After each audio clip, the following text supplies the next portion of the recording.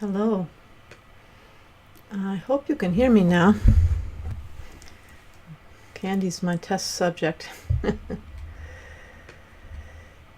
I can't see the screen that she's on till I...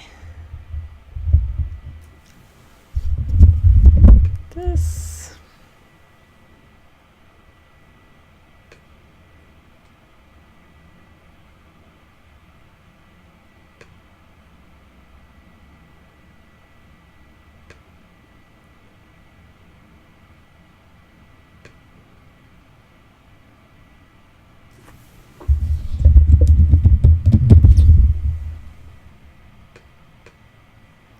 Okay.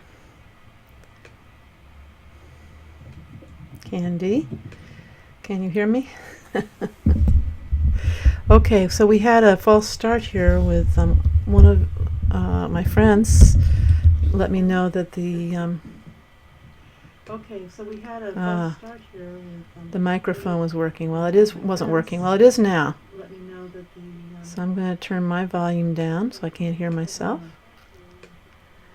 Okay. Well, now, I got to test my composure as a Buddhist practitioner, right?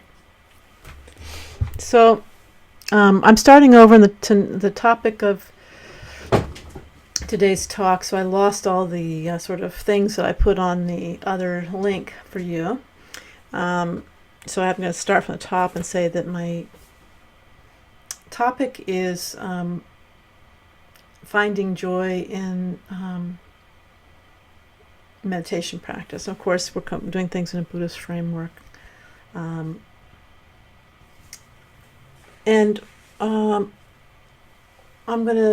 gave 10 minutes of this talk already and nobody heard me. Into the sound of emptiness, I remember many years ago, we had a wonderful, really accomplished meditation master who visited from inside Tibet. He visited for about 10 years, and it was just marvelous. Just a real realized meditator, scholar, practitioner. And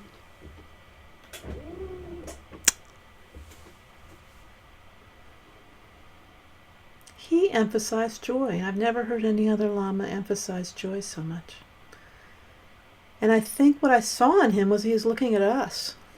And he told us that when at his nunnery, one of his nunneries, one time he was, I guess they were either practicing or he was receiving teaching or something wonderful like that, and all the nuns just got up and danced spontaneously and just moved spontaneously. And he was telling us this story sitting in a kind of dark, grim, well-appointed shrine room where I had the feeling if he looked out at us that we looked sad. And we being American Dharma students. Oh good, somebody is actually hearing me now. And I think about another example is I just went to get my flu shot this week. I went into the clinic and there was a woman there, and I thought she might be either Nepali or Tibetan, and it turns out she was Nepali. Nepal is a very poor country, and she lived way out in the eastern part, was in a village kind of situation with very poor farming family. And I said, oh, it was very poor out there, isn't it? And she said, yeah, it's poor, but people are so much happier there than they are here. They're living the traditional farming life with family around and so forth. People here are so lonely, and the speed is so great, and we think that this illusion that the money we make at these jobs are going to make us happy, and they do temporarily. My money is essential for a living, here. But on top of that, sure, I got an iPhone 11 because the last one was programmed to die after 3 years. And it made me happy. It still makes me a tiny bit happy. That was like 2 weeks ago, and within a week, it won't really, I take a special close-up picture like it couldn't, my old camera, iPhone 7 couldn't do. It'll make me transiently happy. But I think we're in a different situation culturally here. I know we are. And many aspects are harped on, such as the low self-esteem and so forth, and that's a whole big can of worms. But I think even Dharma practitioners who are diligent sometimes can have an air of grimness and seriousness that can only come from some kind of thought. Because if you aren't following along for that choo-choo train of thoughts, then you would be light and pretty happy. Now here, of course, I hear this person saying in my ear, now I feel bad about not being a good practitioner or something like that. I'm not trying to lay a trip on you, as we used to say. But I want to give you some tips about how to, and I feel like I'm channeling, if I might, my Lama from Tibet. All of my Lamas, I oozed joy in the present moment. And I'm using the word joy here advisedly. I was reminded, to look it up by a design artist who did a TED talk about elements of design that spark joy in people. Roundness, colorful multiplicity, an elevated orientation. You may have seen him before I had to ditch my other header picture of all these kind of balloon-like objects, different colors up in the sky. Sparkle, like sprinkles on a cupcake.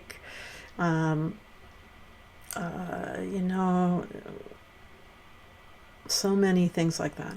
Flags. Tibetan Buddhism has all of this. Their shrine rooms are sparking joy left and right. In general. Am I right? You've been in one? All that color. The traditional art is designed so there's not a single... It's not our idea of creativity because there's a template. There's proportionality and so forth, and a lot of rules about making traditional Buddhist art in any system. In the Tibetan system, for example, the deities don't have any elbows. Did you know that? They don't have any joints. Everything is smooth. There's no spiky stuff. And psychology studies, I don't know which one, but this design artist cited one. So the spiky objects, spark anxiety or stress in us. And there's ways that's worked with in Tibetan symbolism, Indo-Tibetan symbolism. But in general, the forms in Tibetan art are perfected. And there's never a mar, there's never a wrinkle. And one sculptor I knew who is a really good sculptor who sculpts the kinds of statues in the U.S. that you put in the middle of a town square in a small town, like the heroic firefighters or, like some wonderful heroes. And they all have warts and wrinkles, and he's really into personifying them. But my sort of role model Lama Tarchen Rinpoche, another great Lama. It's hard to know which one of my 3 Lamas have been more kind to me because they all fill different functions in my life. I mean, not functions, but they all enrich my life to the max. So he frustrated this artist by asking him to make a statue of Dujin Rinpoche and not make it with any, disproportionality, any asymmetry, any lines, any warts, and nothing that he could detect like that. Dojun Rinpoche didn't have much like that. But because that's not the idea of what the function that art serves. It gives you a joyful, uplifted quality. I'm getting off on this topic. I may go on forever, people. Don't feel like you have to hang in here with me right now. You've got things to do, because I got started late and I'm on a roll. Because this is a topic that's very dear to my heart, and there's a lot of facets to it. And maybe it's a multi-day subject or a weekend workshop kind of thing.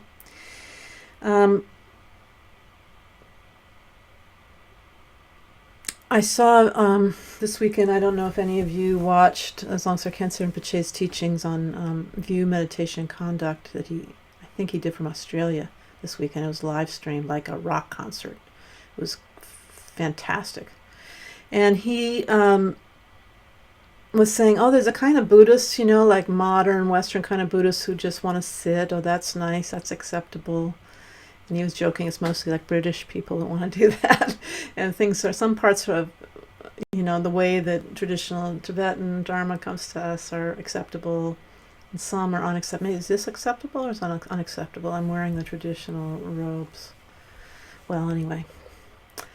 So he said that's fine, but he's the kind of person, he loves all that shrine stuff. So actually, I just, you may have seen me on my failed video with the bad audio. I made a point of bringing out some traditional water offering bowls and pouring them here. We do it from left to right and say a certain verse and so forth. And then I lit a candle up on top, up there with I think my Lama from Tibet is right behind that candle. We got Dojun Rinpoche and all the great Lamas up here that have influenced me. And I always put Sarah Kondro and Shuksep Lodchen as female inspirations. They were 20th century female Lamas. And by looking, so you're looking up, and a candle is kind of bright and round, right? It's one of these tea lights, and it's in a nice crystal lotus candle holder that I got in Chinatown, and the bowls are round and the water sparkles when it goes in, and it's an aesthetic experience. And Dojun Rinpoche doesn't care that I am offering water under his picture, and none of the other lamas there, live or are gone. It's not for them, it's for us. When you look up with delight and appreciation and reverence for these great teachers, it opens up something in your heart that is kind of the opposite of misery. So if you can stomach it, if it's not too much of a rejecting idea, that to do something like that. I used to know, Lama Sonam from Pemosling, his mother, we affectionately call Amala, or Mother, passed away, unfortunately, and presumably into some great state of accomplishment, because she was a very diligent practitioner.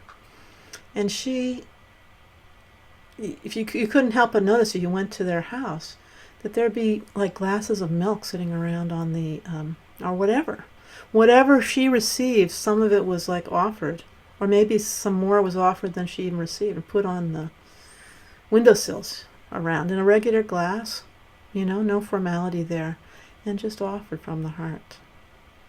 And this is sparks joy, right? This is language now from Marie Kondo, also a person who had to do with aesthetics and your physical environment and so forth. It's a wonderful, if you haven't read her book about cleaning, then by all means do. It's wonderful.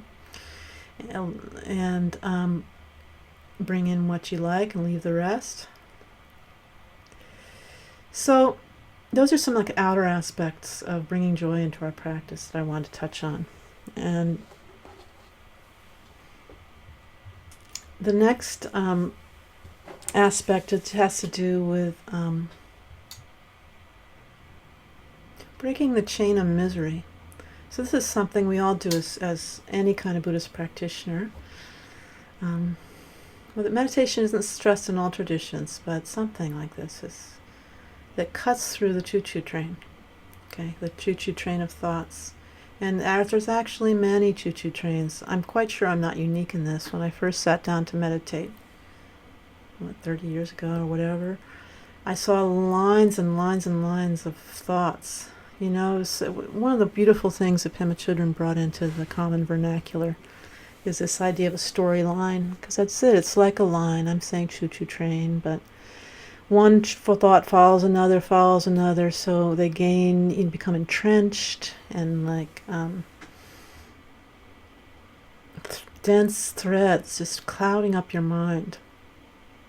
Any sort of lightening up in that situation by something as simple as shamatha practice, this practice of making peace, what if I call it calming meditation. And so for anything that breaks up that line, even if it's as, we use this word contrived or fabricated, as bringing your attention intentionally back to your breath, which is the most quintessential Buddhist practice these days of mindfulness, or the soles of your feet in the case of walking meditation. Anything that does that is cutting up those chains of misery that bind us. So let's do a little bit of that, the shamatha meditation on the breath. I'm going to skip an object this time. We've been doing different styles. Let's use the breath. Pulling myself up, giving myself the pleasure of having a relatively straight spine, not causing any kind of, forcing anything to happen that doesn't want to happen. Just balancing, what do they say in yoga class, on your sits bones? I think that might be your greater trochanter. And they don't want to say that. It's anatomy term, right? And I'm going to bring my gaze down a little bit for this style and keep my mouth open. Nose, this air is going through the mouth and the nose. And just sit here. Let's sit together for 5 minutes or so.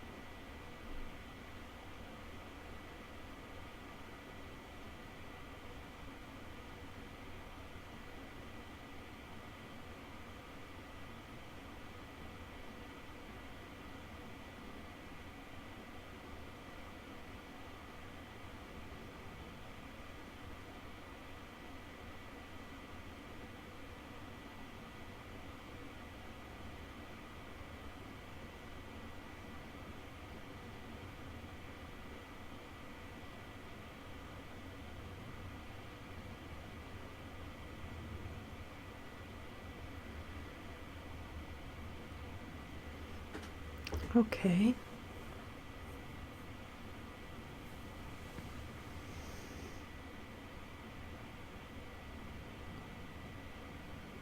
It's important to be present with whatever practice you do, be it meditation or some other kind of Buddhist practice, to experience it, to notice your body,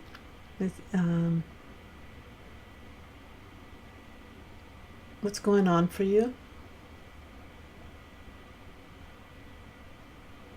without, inventing a new story about that. Just notice and let it go. So to notice, sometimes if you remember to, before you sit down to practice, check in with your body and see what you're holding there. And then after, check in with your body. And notice what's changed, if anything. So we're at a point in the traditional teachings where you move from the appreciation of the precious human birth to the recognition of the reality that everything is impermanent. And we'll be talking about that in future episodes.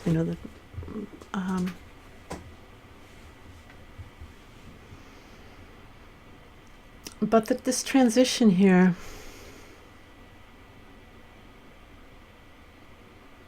actually relates to what I'm talking about, which may be why this came up for me.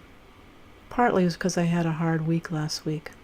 Something tough happened, and so I got a chance to check out different practices and see what went with it. In Buddhism, you go towards the suffering instead of trying to run away from it.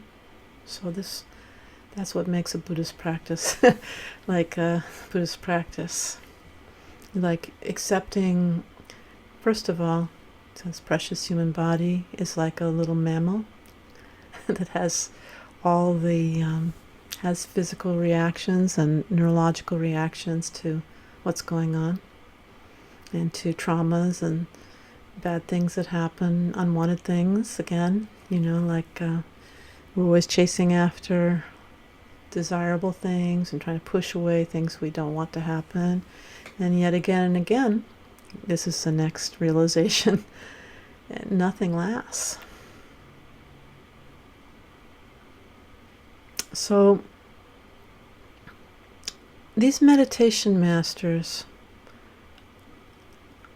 I do have something to share here, that you may have been meditating a long time but not had a chance to really live with meditation masters from Tibet before. I don't know. So I have had that good fortune. I lived with Lama Pema Dorje Rinpoche for a year. Except when he was traveling, and I lived, and his family, of course. And then I lived with Lama Tarchen Rinpoche, in effect, in a 3 retreat facility where he spent a lot of time. He wasn't there to see me so much. He was there certainly to check in on all of us, and he liked doing art with the artists and so forth. So I got to see when bad things happen to, when a lama's sitting on the throne, these high, ornate, ceremonial chairs, again, with color and uplifted quality, perfection, soft, multicolored, so creating an atmosphere of grandeur and joy. When they're sitting up there and doing a traditional Buddhist teaching, you don't get to see them, what happens when bad things happen. Although Yangtong Tulku, I understand, was leading a series of empowerments at Sheshan Monastery when the big earthquake happened. He was one of our great masters who passed a few years ago. I hear he didn't stop, that he kept going, and maybe I'm sure eventually they made people leave the building for safety reasons, because the monastery was crumbling. The walls were partly crumbled, and so forth. And he was, abiding in. He had a job to do as a great, emanated bodhisattva, and his mind was always abiding in perfect peace, so he didn't stress him out. And so he just went right on going. But I'll tell you that I'll tell you a couple of stories about. I know you like stories, so like with Lama Pema Dorje Rinpoche, I'll tell you honestly, without getting into specifics, that he was a really wonderful Dzogchen master. And one of his family members was very ill and might have died. And you'd see him get upset for a moment. I would see him get upset for a moment. I was there every minute of every day with him, in a way. I mean, it wasn't. They were in their room sometimes. You know, he and his family. We weren't in an intimate relationship, in case you're wondering. We're not. So I would see him. You know, would come up and you know, and then we were driving to the hospital. That seemed to pass. And I am obsessing about what are we going to do? What are we going to do? This person is so ill, solving problems in my head, running out different scenarios, I presume. I was completely in a box with all these web of thoughts that we've talked about. And we were going up East 23rd Street in Oakland, cresting over the top of a hill. And Rinpoche says, "Oh, look at that bird."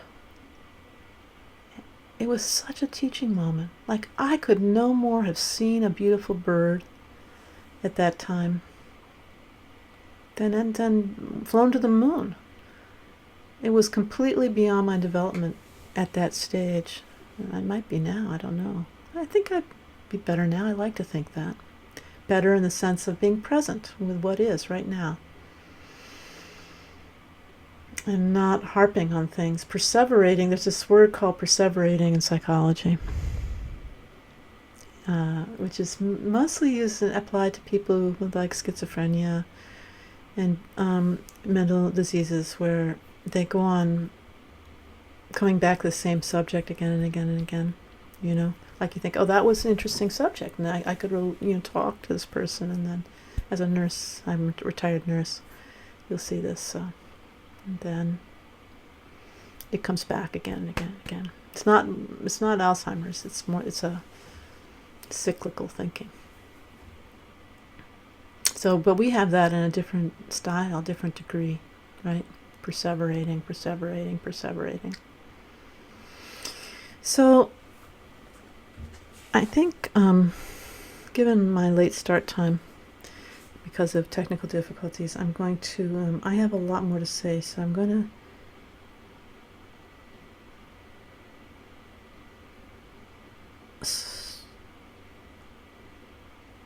I think I'm going to hone in on the Bodhisattva style practice. So I'm going to sing our kind of verse of how I think somebody I know watched this and got freaked out that I was making this gesture. Somebody who wasn't a Buddhist, you know. This is called Taljor, joined palms. Some people put them all the way together. Sometimes they're like this with your thumbs tucked in.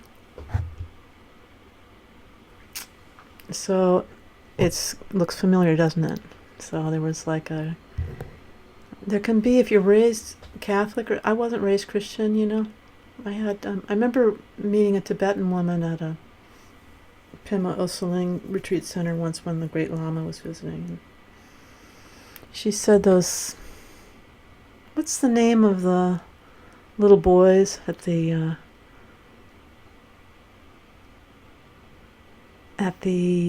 in the Catholic churches, not choir boys.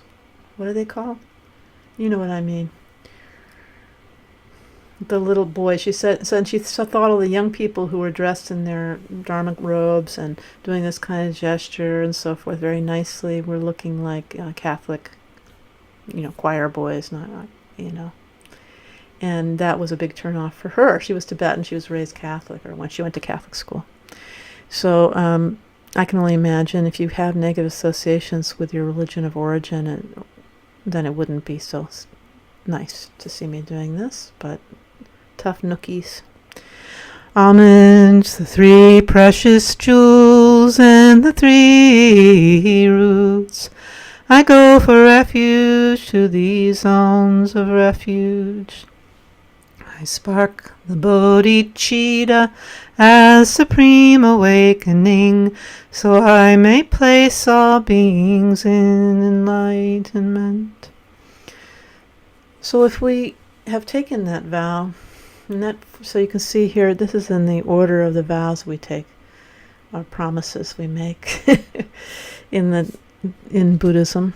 You in your career as a Buddhist, you decide to become a Buddhist, you do something called going for refuge, where you really choose to have the Buddha, Dharma, and Sangha be your source of solace, refuge, where you go with your practice. You choose a direction for good instead of just picking and choosing from the world's spiritual traditions or whatever you might do. And then with the Bodhisattva vow, later on down the road, if you decide that you really want to commit for all your future lifetimes to return to benefit sentient beings as vast as space, equally, without any sort of prejudice against one group or favoritism towards another group. Altar boys, you got it, Candy. Thank you. Altar boys, should I say. So, let's at least for a moment think, if we don't have the courage to take that Bodhisattva vow for good, think about, just for the next 10 minutes taking the Bodhisattva vow, just think for now, for this 10 minutes, I'm going to exist only for the benefit of all sentient beings equally. I'm going to practice for them. And so, in that frame of mind, if you're practicing that way, then when something terrible happens, unexpected, unwanted, I'd say something bad happened to me last week I don't want to share, so I had a chance to practice this. And there's part of my mind that was suffering in a web of choo-choo train thoughts. And then there was another part of my mind that was like, oh boy, are you a bodhisattva? How can you use this in your practice? Are you a bodhisattva? Are you a great being who's made this commitment, altruistic intention for everyone? So now and then I was able to go to that other place.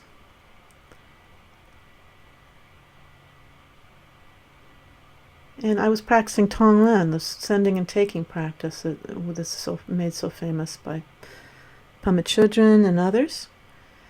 Because just to have that thought, like when you're in that swamp of grief and suffering, major or minor, mine was minor in the big scheme of things.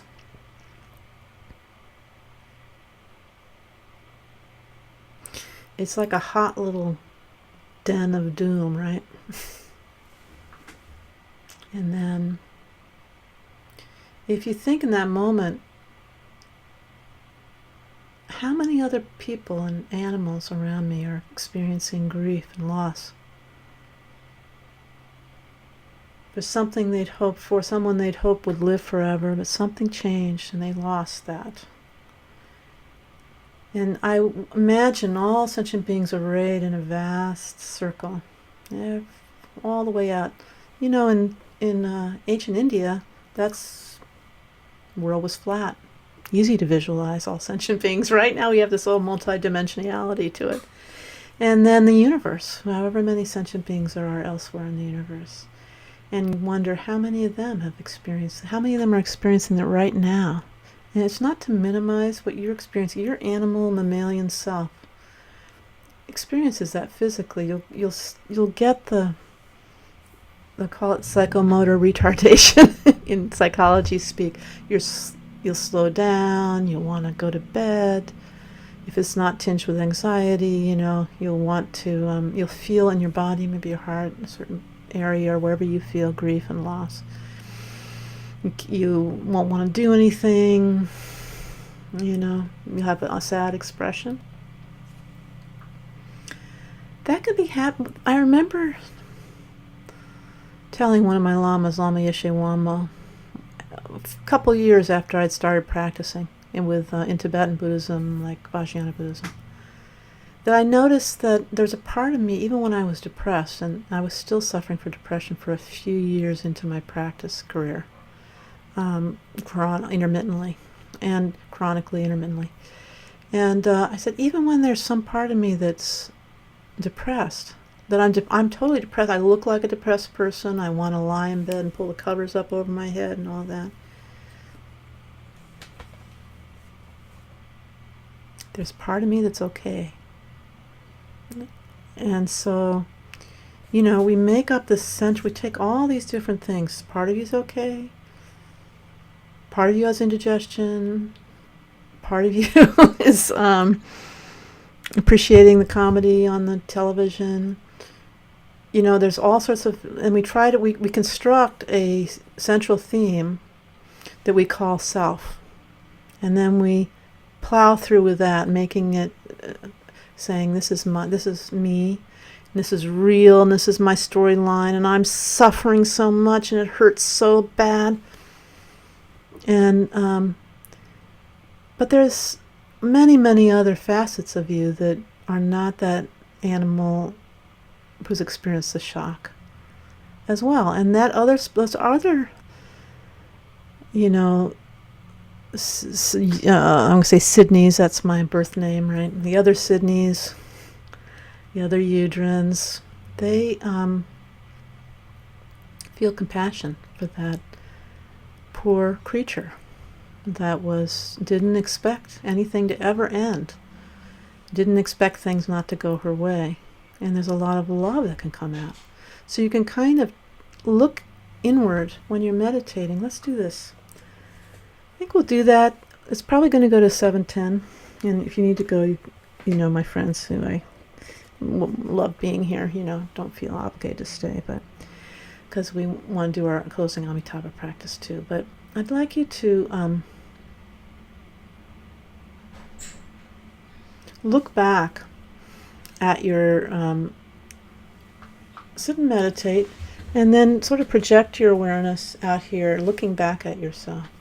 And look back inside and see if you can find that part of you that's okay. First, if you're in a happy mood already, you can think of something sad if you want, something you've lost, some unexpected thing. There's always something, right? And then once you have that feeling, if you can sense it in your body, then look back and find the part of you that's somewhere that's serene and joyful. Maybe you can't, because if the pathways are really entrenched, maybe neurologically or subtle energy pathways and so forth, and that it may not be that there's sufficient momentum in your practice yet built up from daily practice to see it. I'm not sure, but let's give it a try. First, let's feel sad together just momentarily.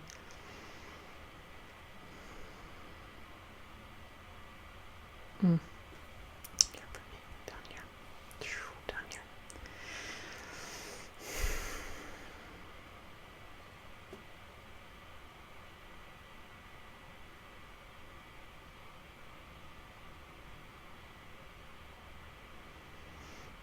Now put your awareness out in front. I'm going to put mine out here. Look back. You can look at that place that hurts. And then look around inside, whatever that means to you, and find a place that's okay.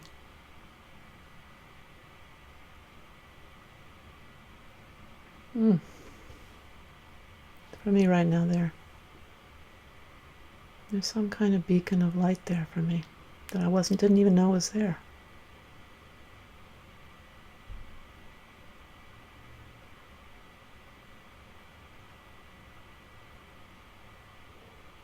And just sit with that.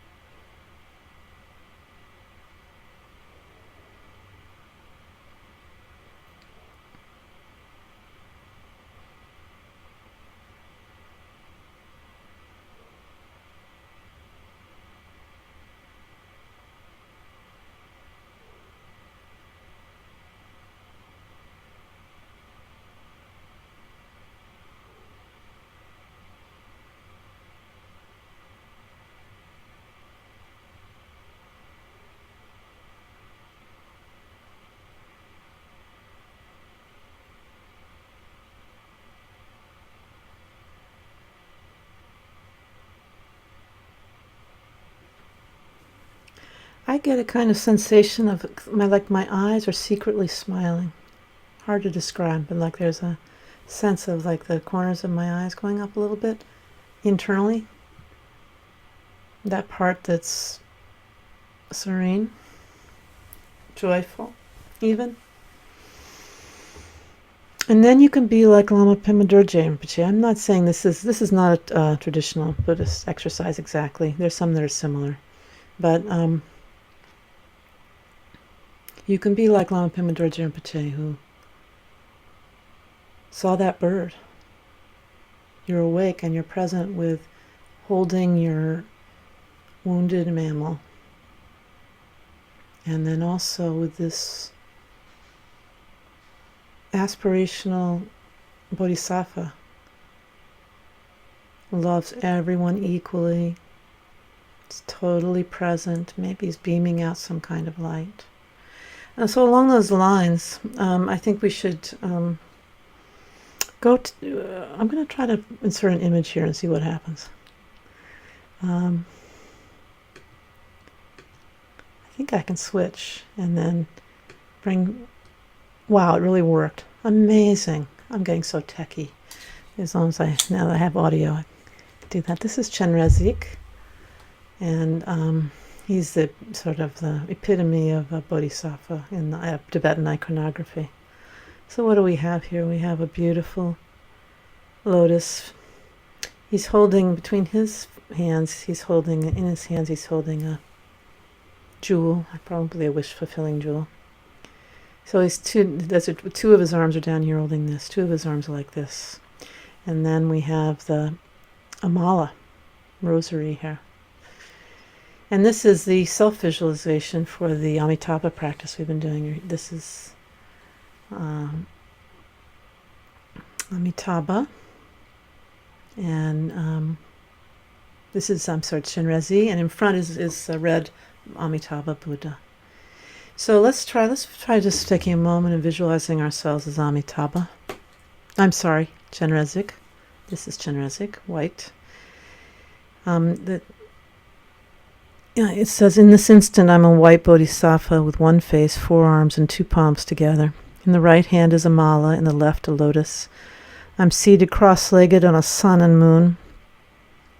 That's it for the visualization. So let's then imagine that our body is translucent and made of light, and there's a dollop of white light in the chest here, radiating out beams. So now, you're still, you can come back to your self-visualization, wherever it is for you, wherever your pain is, and wherever your Buddha is, your awakened nature. We'll put your awakened nature wherever it is. You can move it into your heart center and then beam out gentle, warm rays of white light, bathing all the painful places, spreading out into infinity. And then out within infinity. There are immeasurable Buddhas and Bodhisattvas themselves, and they're beaming back blessings to you, empowering you into your heart. And you're in that, now you're in a different kind of web, aren't you? Web of light. Let's sit like that.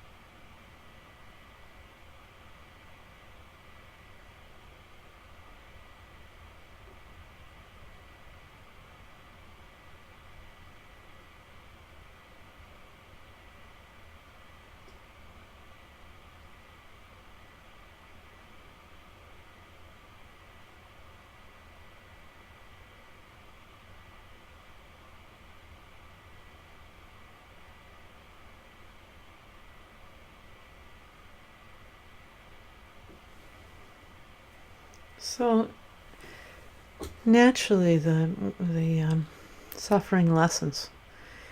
We aren't practicing for our own happiness in this life. That's not where our motivation is. But we have to find these pops of joy in our life, and in our meditation, for sure, we won't persist unless it's got an element of joy in it. So I think we'll come back to this next week. In the meantime, let's sing the Amitabha Great Bliss Pure Land Practice song, which is in the description of the video, the previous video. The video that I bailed from with the bad sound. Homage, the three precious jewels and the three roots. I go for refuge to these zones of refuge. I spark the bodhicitta, supreme awakening, so I may place all beings in enlightenment. The nexus of a pure realm of ecstasy is not other than the world we already know. In this instant I'm a white bodhisattva with one face, 4 arms, and 2 palms together. In the right hand is a mala, in the left a lotus. I am seated cross-legged on a lotus and moon.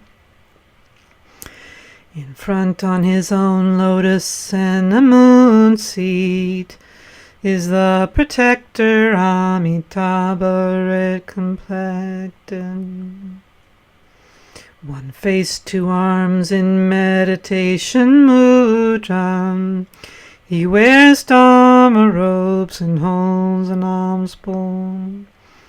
He's seated in cross-legged posture. To his right is white Avalokiteshvaram. To his left is blue Vajrapani. There's an entourage of infinite enlightened ones, bodhisattvas, hearers, and the worthy ones. Light rays spread from seeds at their brows and throats and hearts, invoking wisdom beings from Amitabha's pure land. They dissolve into the scene inseparably. From the heart of Amitabha, from the letter free, lights radiate again, pervading all of space.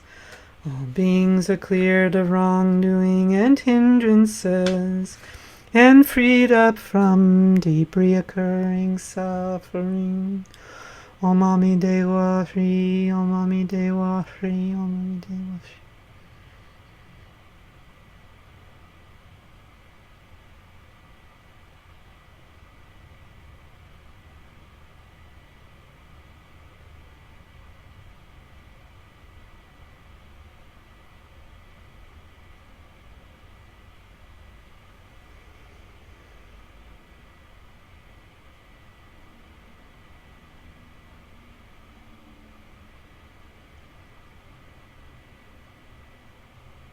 Ami Dewa Shri.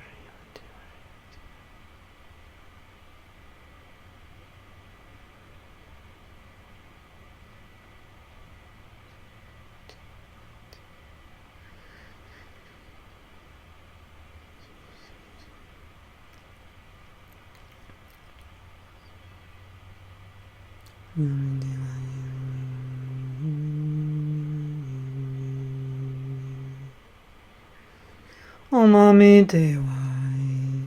In front the transcendent conqueror melts into light and then into me.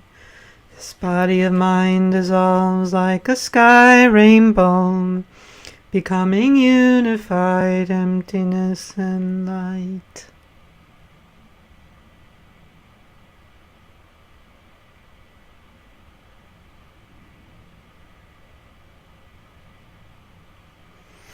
By this merit may I quickly attain the state of refuge, boundless light. May I and living beings, every single one, find our placement on that very ground. Find our placement on that very ground.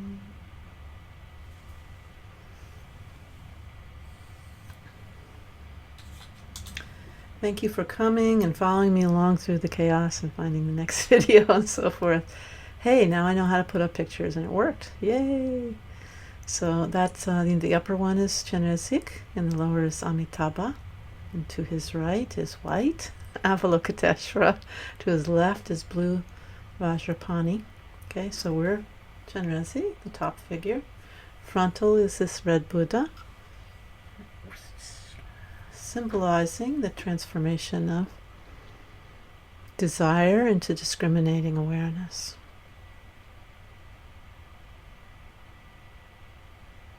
So you see in this practice the lights have gone out to all the Buddhas and Bodhisattvas from Amitabha, and then they come back into Amitabha's heart, and then they go up back empowering Amitabha, as if he needed empowering, and then spreading them back out and blessing and all sentient beings equally. So there's that equalization that goes on, and for sure it's joyful. Even if there's only a moment of joy, if you can cut through that web for even a moment, then the joy naturally comes forth with a little bit of practice. So I'm going to continue on this theme next week. It's just too important to skip because we can't be grim, sour-faced Buddhists. And we have to, in order to benefit others, we have to get the taste of a little taste of what it's like to be free from so-called suffering, which can also be called unsatisfactoriness, and so forth, the result of being attached to permanence, a false sense of permanence. Okay, thank you so much for coming. And I'm going to take one more peek at the bulletin board here, see who's there. Candy and Lori. Fantastic. And to everybody who's out there this week, if you tuned in to this video because you're suffering, please